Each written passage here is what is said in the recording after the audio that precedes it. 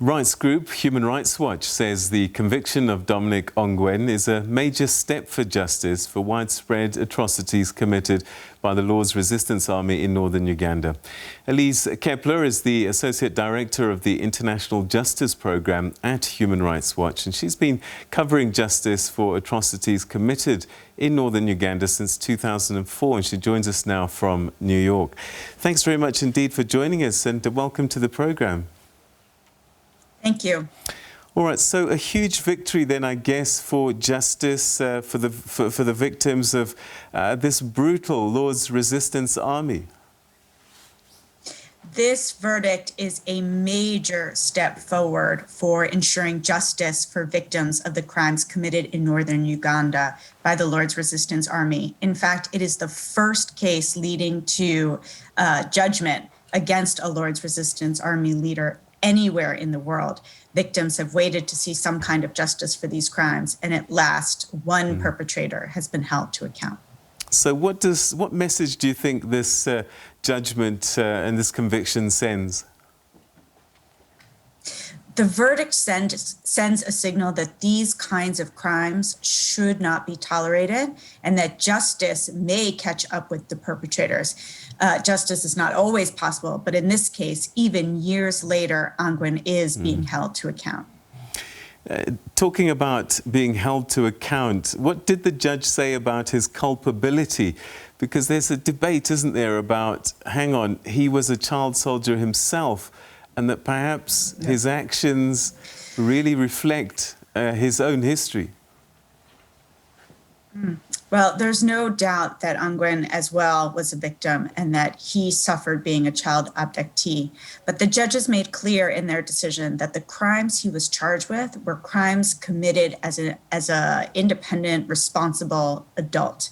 And the fact that he himself was also a child victim could be a factor to be looked at later, presumably during sentencing, but is not something that could absolve one of culpability. The defense had also argued that he had committed the crimes. If he was found to be responsible, he couldn't be because he committed the crimes under duress or that he had mental defects, which impeded his ability to take decisions. But the prosecution found that he showed independent judgment. He personally committed those crimes. It was as an adult.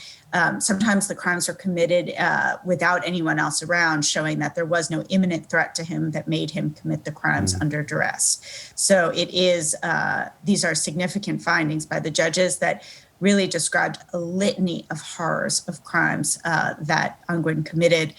Crimes against women subjected to sexual violence. This is the first time a finding by these judges of forced pregnancy committed by Ongwen. Torture, beatings. There was one where attacking a camp where a hut of people were burned alive inside their hut. Just horrific crimes. And it's a major step forward to see that there's been some justice for them. So Ongwen put forward a defense that, you know, he was a victim as much as the people that he tortured and killed. Did he offer an explanation as to why the murders and why the brutality?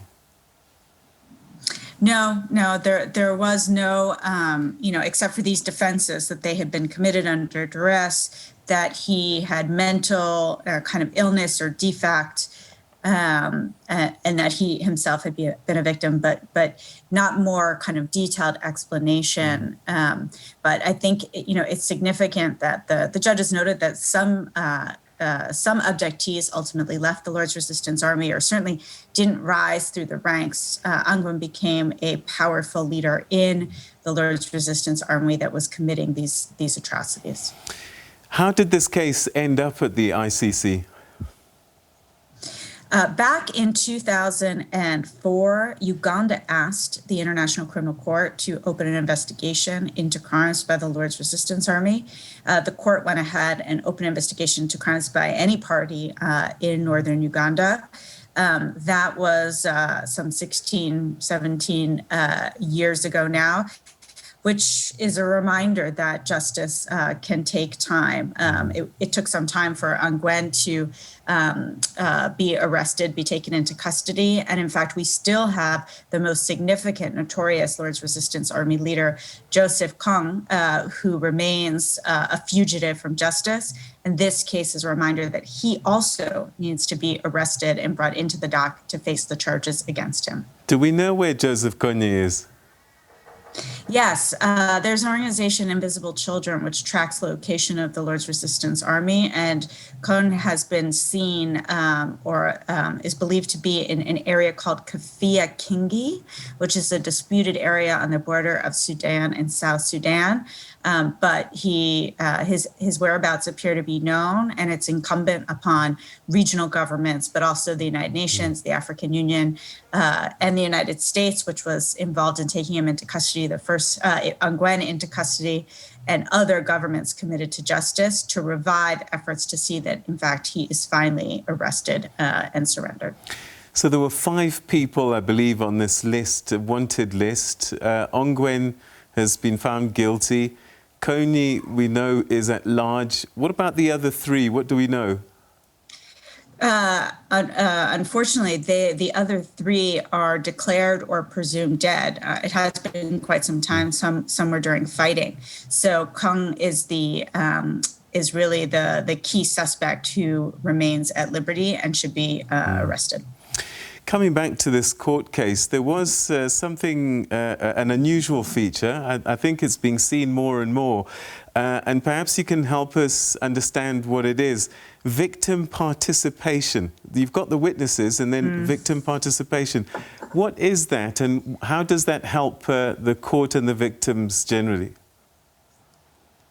Victims' participation is an innovative feature at the International Criminal Court, where victims are essentially a third party to the proceedings, prosecution, defense, and victims, and through their lawyers, victims can make their views and concerns known. Often those views and concerns will be similar or the same as what the prosecution is interested in, but the victims also can make their independent observations or information available to the court. They can ask questions. And in this instance, they brought out information specifically about some of the impact and harms of the crimes committed against victims by the Lord's Resistance Army. It's a way ultimately for the communities most affected by the crimes to have a more connected experience or relationship to the process of justice that's being delivered. Yeah, I wanted to talk a little bit more about those communities. I believe a trust fund has also been set up to help. What sort of things can this fund do?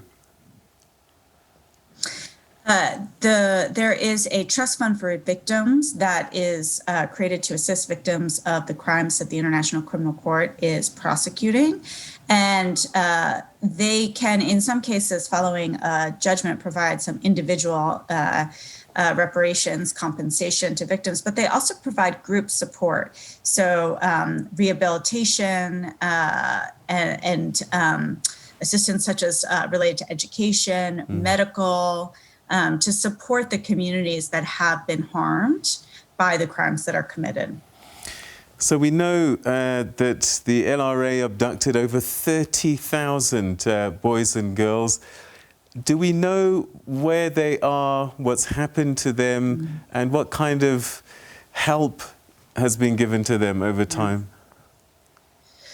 It's mixed. Some obviously have been killed. Others ultimately left the Lord's Resistance Army and were able to escape and went back to their villages.